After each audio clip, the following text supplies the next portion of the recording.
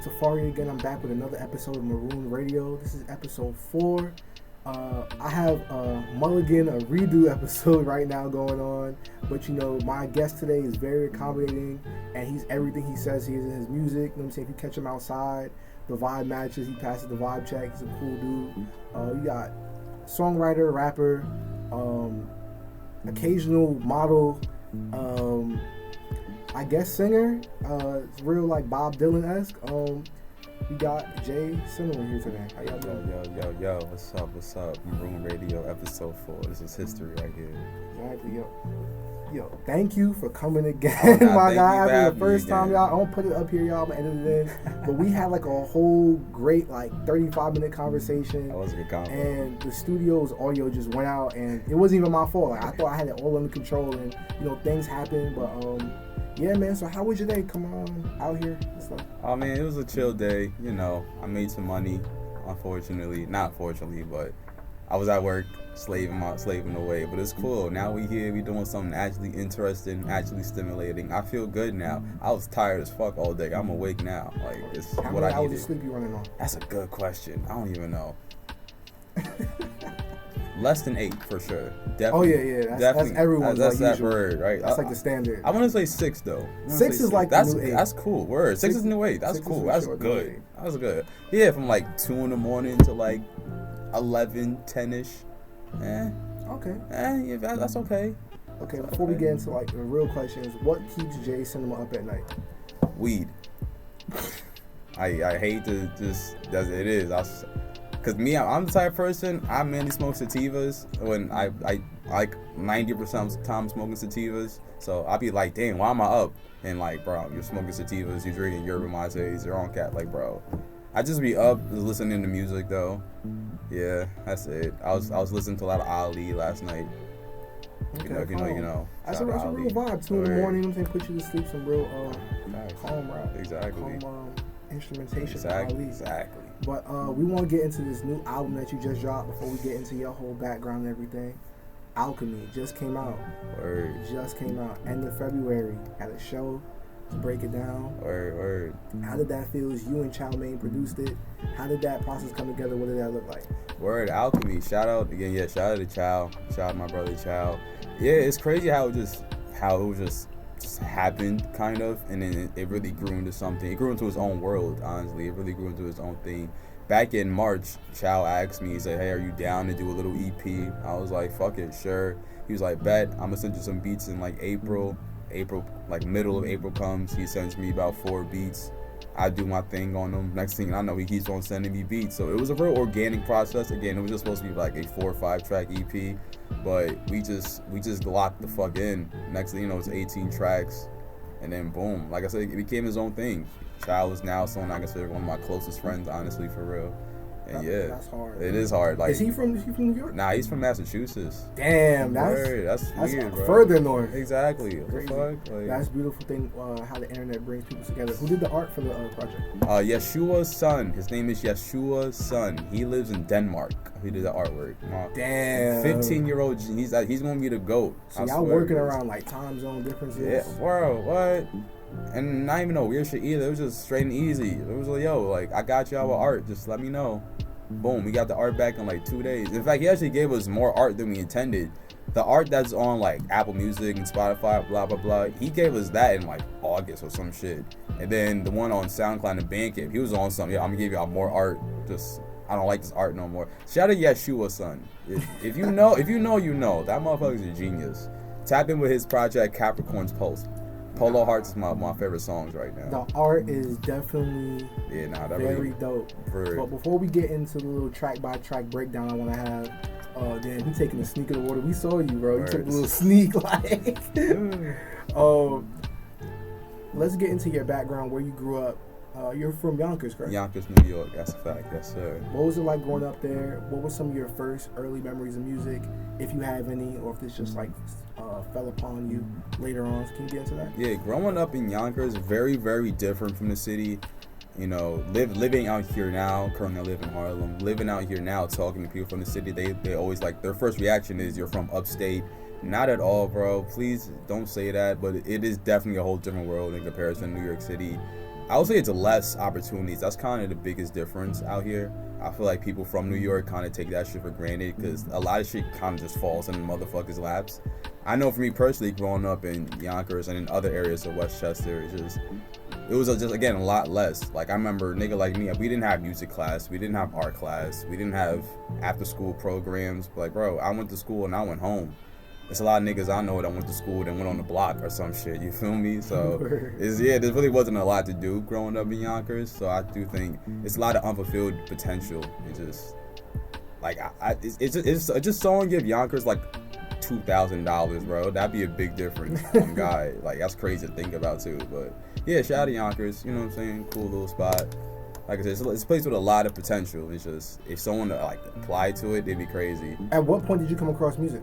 Yeah, I was gonna get to that too. Yeah. I didn't forget. Music was kind of always like in my background, but shout out to my moms. I grew up primarily with my mother. She did play a lot of mainstream music, so I kind of didn't give a fuck about it. She played a lot of Mary J. Blige, Alicia Keys. When like that stuff came, Drake, Nicki Minaj. She kept an ear to the radio. I didn't give a fuck all that. I don't want to hear about how much bitches you got, and how much money you have, bro. I got Legos, bro. I don't know. You say you have Legos? I had Legos, bro. You feel me? I don't give a fuck all that. But yeah, when it comes to like music, I came across. It's kind of crazy how like kids will be listening to that, and it's, you know what I'm saying? Like that was always the topic of music. It's like, what you even know? What do you know about that? Even now, it's like, bro, why are the kids listening to this shit? Let me stop. I'm still like an old head and shit. I'm only 25. But yeah, even like my friends growing up, they listen to Soulja Boy and Lil Wayne. I'm like, bro, I can't. Not on the jet. You don't got a chain. You feel me, bro? I'm not dancing. I'm not even dancing, bro. I can't relate to fucking. I'm not out here doing the jerk and whatnot, the cat daddy, bro. I'm not fucking with this shit. But for me, I remember I was in 5th grade. We was having recess inside because it was wintertime. And I had this homie, his name was Anthony Mackie. Shout out, bro. We was at the computers. Like the actor Anthony Mackie? Oh, nah. Yo, that's crazy. Yo, you never thought about that? I never put that together. That's his dad's name. But no, that's crazy. That's actually fucking insane. That is his name. Captain America. I swear. I hope. Damn. Tupac, bro. Too. That's wild, bro. I hope I'm not getting bro's name wrong now. Then I know his name is definitely Anthony. If his name is Anthony Morris or something, it's crazy. Yeah, that'd be fucking nuts to say the wrong nigga name. But anyways, though, my homie Anthony. We were at the computers, and I remember the nigga asked me, he was like, yo, you ever heard of Tyler, the Creator? I'm like, nah. He's like, yo, you need to listen to Yonkers. Showed me the video, and I was hooked ever since. Like, it was just, that was the first time I really heard something that was different, but also was like, this is a clearly young motherfucker. It's not like he's Eminem or some shit.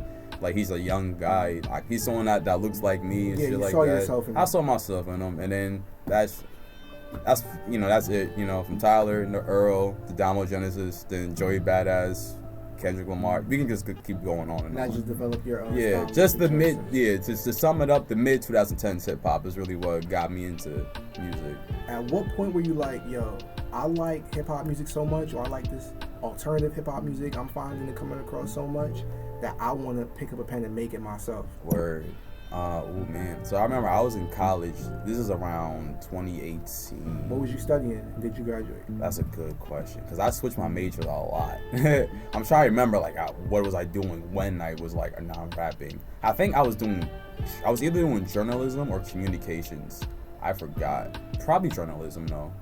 Okay. Yeah, because I switched my major every semester. It was horrible. Why'd you go for journalism? Why was journalism one of the majors you feel like you picked? You just nigga was like, I write. So. Yeah, that's kind of was it though. I was like, I kind of like writing. I kind of had a whole idea of me being a pitchfork writer. Like I kind of thought that was the future. Yo, you used to read the hip hop articles and reviews they did? The Fader, the Source, Complex, Pigeons and Planes. I was on all of them shits, bro. DJ Booth, bro. Yeah. Come on, the Genius forums. Shout out to Rap Genius, Kanye Twitter. I was on all them shits, nah, you bro. had Kanye Twitter? I was on all them shits, bro. I was even on Odd Future Talk. Niggas, come on, bro. Odd Future Talk, bro. R.I.P. R.I.P. man. All the hip hop talk just happens on Twitter now. Damn, bro. That just made me so sad, bro. Usually on Twitter, it's a motherfucker on TikTok talking about, you need to listen to this rapper right now, man. He's on the top 5. Bro, that's making me sad for real. Yeah, and it'd be like the same 5 albums. Yes, bro. This is why Chanel Orange is underrated. This is why yes, bro. Good Kid, Mad City is underrated. Yo, it's like, yo, it's 2024. What the fuck? But yeah, I just remembered I didn't know what the fuck I was doing in my life. I was at the time I didn't think music was a viable option. So I'm like, I'll just write about rap for Double XL or Pitchfork or some shit. Thank God that didn't happen. But yeah, I just remember again, it's like 2018. I was writing poetry at the time, but I remember poetry didn't move me no more. Poetry really wasn't doing what it was doing. And I'm like, fuck it, I kind of am writing bars. I started listening to a lot of beats. I just started, and it just happened. I'm like, yo, like, because for me, writing and rap is not just more of a thing I do. It's kind of more just a therapy kind of thing, type shit. Like if I go to therapy, I'll probably stop rapping, honestly. Oh, wow. That's kind of crazy to say, but again, because this is my source of therapy, you feel me? So you feel like you save all your venting, you don't really like just talk to your homies. It's right. I'm taking it straight to my notes app or to like the microphone. Facts, bro. I don't talk to the homies, bro. I don't like bothering my niggas with my issues. Everyone got issues. We all got problems, nigga. We all got, and that's a very unhealthy thing about it, because you do need to talk to niggas about it. But again, my niggas got enough problems, bro. Yeah, I feel like at a certain point, you should know how to handle your baggage to a certain point. But if it gets too crazy, yeah, obviously of course, say something. But that's really interesting. So, Word. Is it always issues going on in your life that inspires your work, or what really gets you in the writing mood from day to day? Is it the beat first, or is it lyrics first? Do you just kind of compile lyrics throughout however long and then say, all right, I have enough for a song, or how does it usually go with your process? Yeah, that's also another thing too. It just depends on I get inspired by everything, bro. I'm inspired right now. I could probably write a 16 as soon as we dip out of here. Just everyday life inspires me. Usually though, it is the beat first. For whatever reason, I'm fortunate enough to have people just sending me music all the time. Thank everyone that sends me music all the time. As we speak, I probably had like 5 beats sent to me today. Like, what the fuck is going on, bro? I'm not doing anything, man. And people are like, get to it. Yeah, yo, exactly, yo. It's like, bro, relax, man. I gotta live life first. But yeah, it's just people like this. People send me a beat first. I'll listen to the beat. I'll live with the beat for a bit. But yeah, it's just life, bro. As this period right now is really horrible for me because I'm not outside. It's cold and shit. Niggas don't be outside when it's cold, so yeah. But usually I get inspired by like the birds and trees and greenery and shit like that. So once spring, summer comes around, it's lit, bro. About. Yo, I'm talking, bro. When this summer out, I'm probably gonna have like 3 albums done, bro. I swear. Once it gets to like July, bro, I'm gonna be locked in. I feel it already. I feel it. But yeah, it's just life. Yeah, it's just life. So, I want to get into a couple of tracks off the new album. Let's get into one of my favorites. These are all my favorites that really stood out to me. Oh, this is beautiful. Track 4, Drum Me, Look at Me. That pocket you caught on there, that beat is crazy. Like, Child did his thing. You did your thing. I'm just like, yo, this project is like the best I ever heard you rap. When I first found you, I was like, okay, like he's cool, he's doing his thing. Right. But now it's like, yo, level up. Yeah, it's like he's really coming. We move different. He's coming hard. Not even to be on like some critic shit, like some Fantano shit. I just see the improvement and the growth over the years, and it's really dope. I do too. I do too. Nah, it's really dope. So can you get into the creation of that track? Yo, it's real funny. That track, as we speak, is currently the most popular track on the project. That's probably like definitely bottom 3 least favorite for me. I do not like that track. I swear to you, bro, I don't like that track. I do remember when I was writing it, one of the issues was it was hard to find a pocket on it. Like you complimented my pocket on it. That was definitely by accident, bro. It was constant. I was just recording it and it was like, oh, okay, hold up, I kind of have something here. That's the beauty of that track. Exactly. It's like, how did he rap? How did I rap on this fucking beat? I couldn't tell you either, bro. Like the way, and that's also why I think I don't like it as much as other people do. It doesn't sound how it originally sounded in my head. Like I said, like finding that pocket was just like, oh shit, hold up, let me just keep going with this. But yeah, it doesn't sound how it sounds in my head. Like I already know if I ever perform that track live, I haven't performed that live yet. I'm probably fuck it up. Nah, just because it's like, bro, this doesn't sound how I want it to sound. Like, nah, you got hard to like try to like. I probably could too. That's really one of the ones. Changes in the world I don't agree with. That's like you tapped into something there. It was that's what it was though. I really tapped. It was a higher source controlling me right there. The next one I got that's really a one for me. Chem Dog. That beat, I don't know. It was like an old Western sample. Bro. I don't know what that was, but that joint was epic for real. Like, how did you? Like, yeah, just get into it. Let me stop talking. You explain it, bro. Like, hey, nah, man. But Chem Dog, I remember that one. I found the sample for that one. Mm-hmm. I was digging. That's what I do. I listen to old ass tracks and shit. That's my favorite genre, 70s music and shit. But yeah, I came across that track, and I remember I was just like, Chow would do something stupid with this. Again, we were already working on this project, so I just shot the sample to him. I was like, yo, can you do something with this? He was like, yeah, this fire, blah blah blah. Couple days he got back to me, and yeah, Chem Dog again, also one of my favorite projects. It's funny, I was listening to that when I was walking here. I love that track a lot. And when it comes to that track, I just remember with life how it was. I believe I wrote that in July. It was definitely a tough period, especially financial wise. That's kind of what I talk about in the song and shit. But again, it's just like, this is my therapy. This is where I go to when I'm having issues. So boom, wrote that real quick.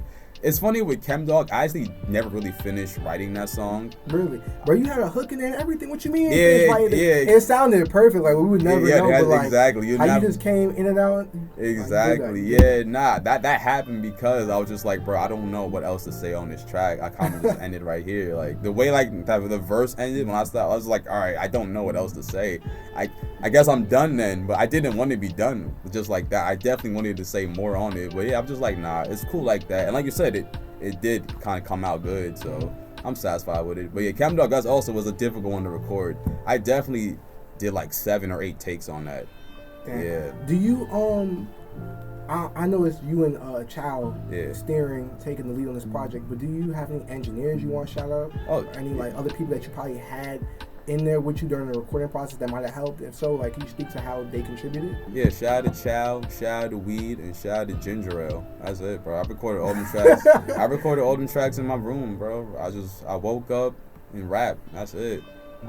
Wake up, rap, smoke some weed, drink some ginger ale, and send the tracks to Chow, and Chow mix mastered all them tracks in his room while smoking weed. That's it. Up in Boston, up Massachusetts, yeah. Alright, the next one I want to get into is Why the Slumber. You and Micah Gabriel. Micah G. Like, the way you kind of hit, like, the weave play on there, man. You kind of gave him that live, because his pocket was crazy on that. Yes. The flow pattern he took. He's also in I&D? No, he's not. Nah, it's Micah's Micah. Micah's Micah? Okay, Renegade. He's doing his own thing. Word. That's dope. But, yeah, get into that track and how that came together. Were y'all together, or was that just, shot across, Word. Yeah, shout out to my brother Micah, first and foremost. One of my favorite humans ever. Probably my favorite Caucasian in the world. Definitely top 3 favorite Caucasians in the world. Yeah, but that track, I remember Chow sent me the beat. Chow just sent me. That was one of the beats Chow just sent me. You know, I had no influence on that. But I remember, as soon as I heard it, I said Micah Gabriel. If you know Micah's music, you know that's a beat he would rap on himself for sure. Shout out to Micah. Listen to Micah Gabriel as well. He's a fantastic rapper, fantastic producer. But yeah, my whole intention with that track was to just, Micah was going to get on it. Like, I knew, again. Oh, you made that use. I'm not even finna trying to go. Like, just leave space for him. Exactly. As soon as I heard the first 2 seconds, I said Micah Gabriel. Like, literally Micah Gabriel. So yeah, I just remembered I did my thing. I kind of, that pocket was kind of crazy. I don't know what possessed me to rap like that. That was just natural, I guess. But yeah, just shout out to Micah. I just knew Micah was going to kill it. I honestly was going to give that beat to Micah straight up. I'm just like, bro, like, this is your song right here. I'm not even finna try. I'm not even. I'm just like, bro, Chow, you need to send this beat to Micah. Chow didn't know who Micah was. I was like, bro, you need to send this beat to him. But yeah.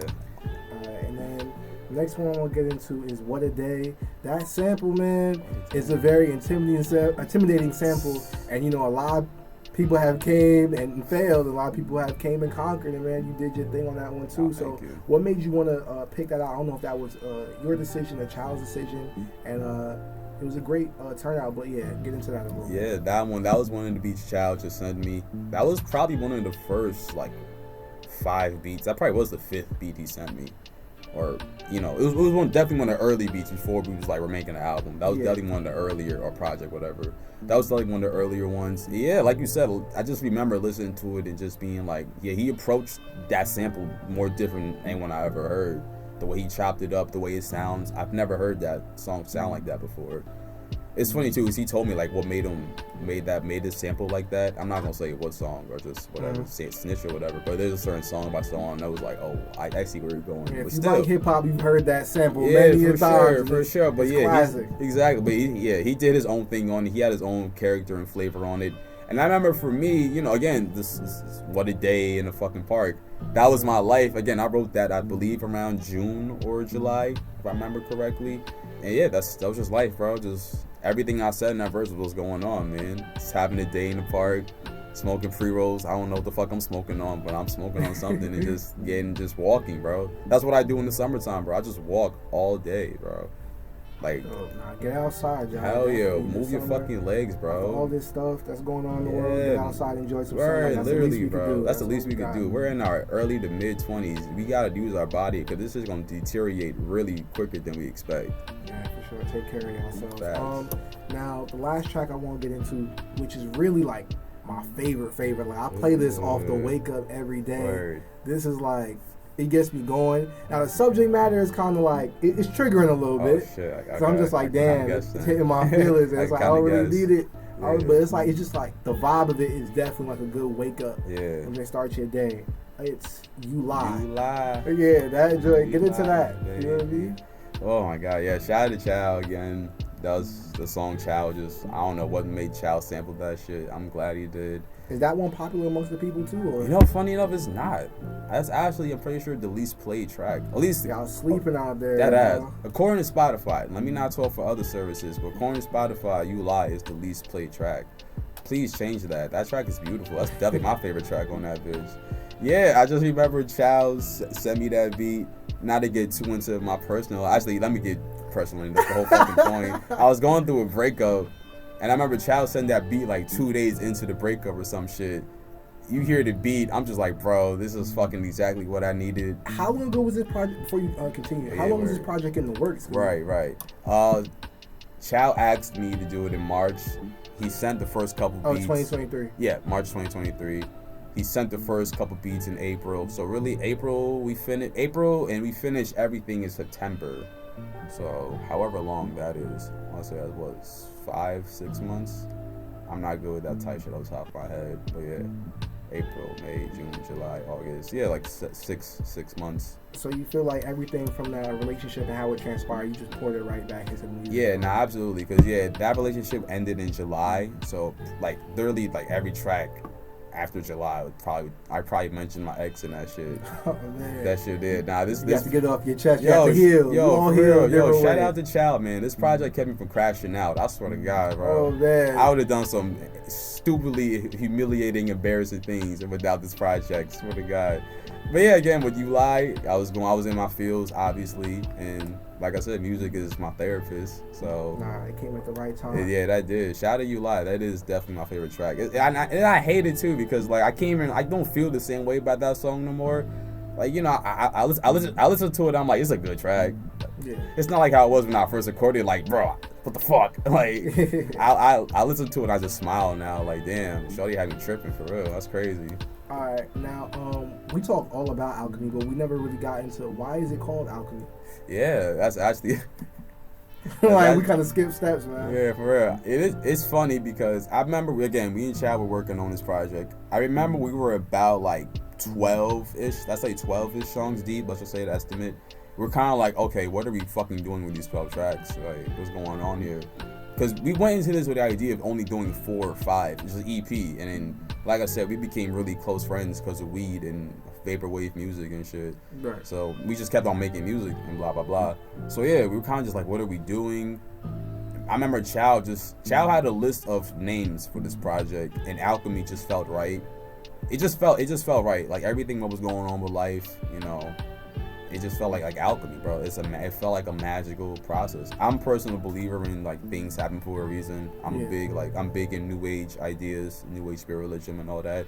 So I don't think anything happens, you know, because like everything has a consequence, but you know, you never know, like shit like that. Sure. Everything is a magic. Everything is magic. So alchemy was the one that just spoke to me the most out of the other names. I can't even tell you what the other titles he had. They were all ass. And like, yeah, alchemy just felt everything about it. Like, I'm making a project with this dude from Massachusetts that I've known from the internet since 2020. Like, it came together perfectly. It was perfect timing. Bro, like, it's perfect timing. You get a lot of stuff off your chest. Exactly. Just everything about it was like, bro, this should not be happening the way it's happening. Like, this is fucking weird, bro. I'm making a musical project with someone that I don't even know like that. Like, I don't know bro's real name, but we're talking every day. I'm having people that I also know because of music on this project, but like, again, it's magic, bro. This is shit motherfuckers dream of, honestly. Like, niggas is really living the dream for real. So yeah, that's shout out to alchemy. Another thing I want to get into that's about your artistry is the fact that you have a recurring director that you work with. You know what I'm saying? he pops up in a lot of your early music videos, as early as the Brown Sounds project, and that is Caleb Callahan, because he directed What a Day, that's off the Alchemy project, and you know he's done stuff for you in the past. So can you get into y'all creative relationship at all, and your history and how you got with him? Yeah, yo, Alchemy, man, it's magic. I remember me and Caleb got acquainted in 2020. I want to say around September-ish, or yeah, like August, September-ish. I remember he started following me. He had like a good amount of mutual followers that I knew in real life. So I'm like, okay, he must be a cool person if this, and this, if so and so follows him.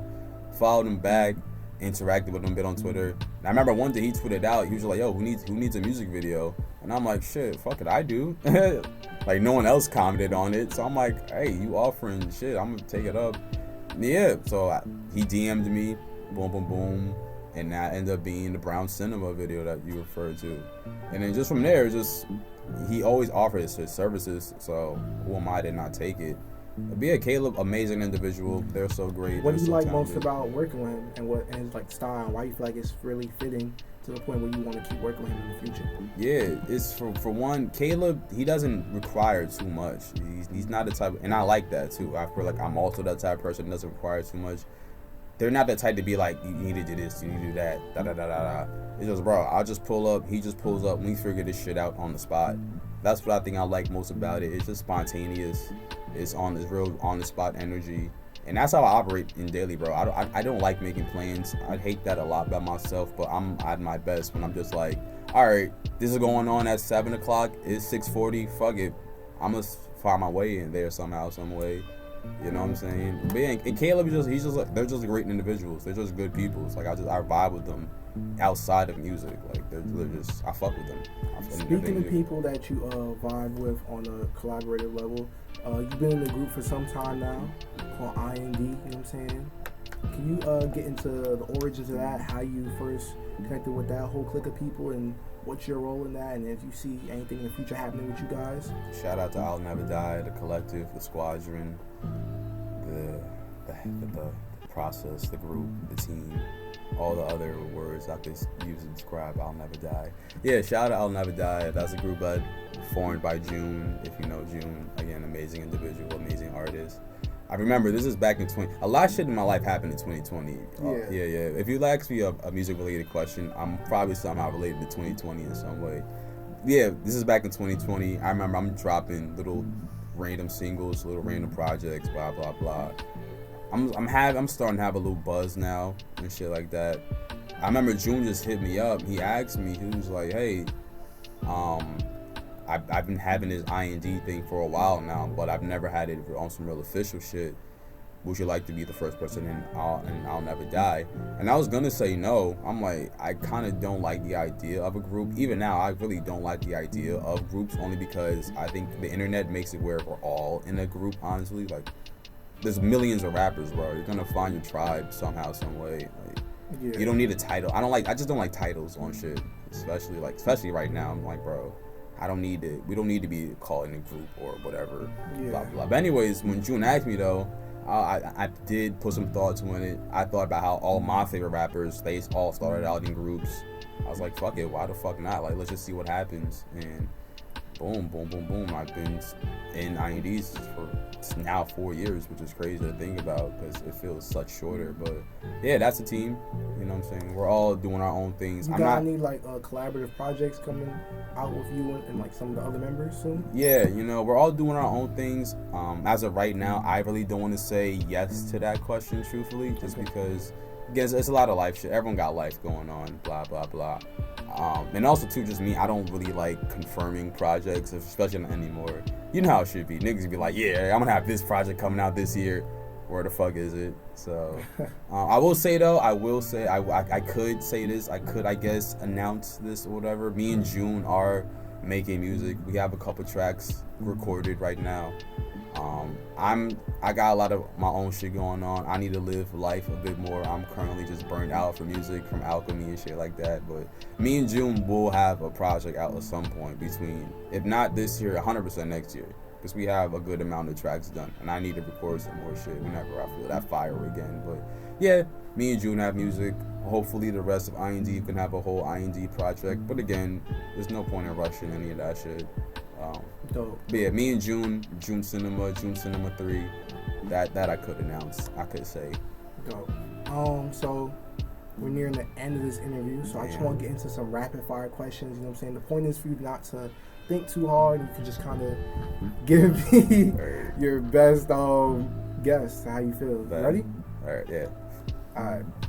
So first question: who is a historical figure that you feel like you identify with? Malcolm X. Why?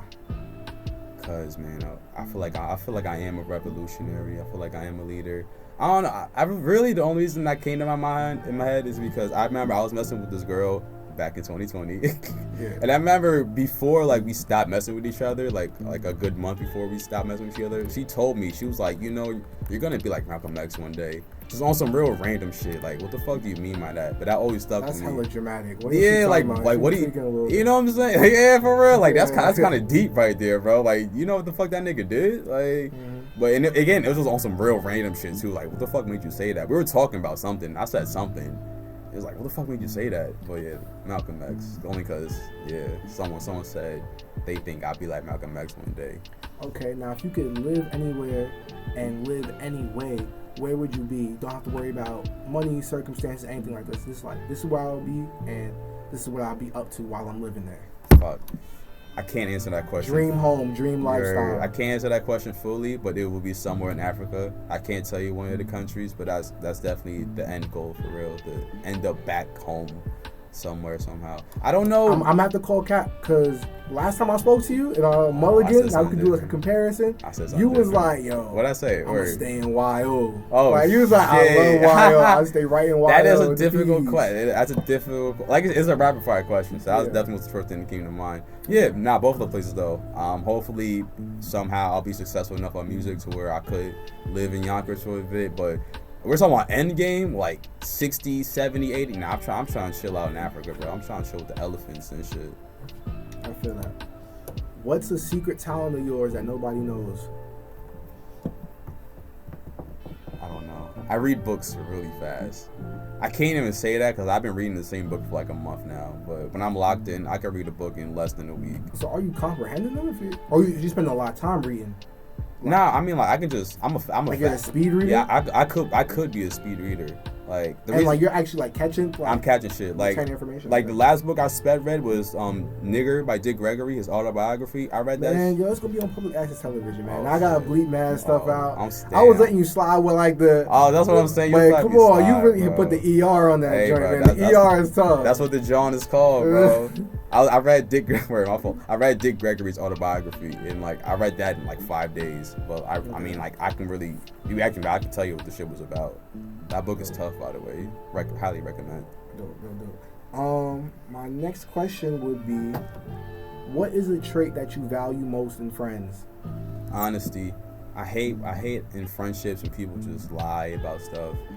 You know, people will just try to make you feel good about things. Like I prefer my friends tell me when I'm slipping or if I'm messing up. I'm trying not to curse, by the way. Yeah.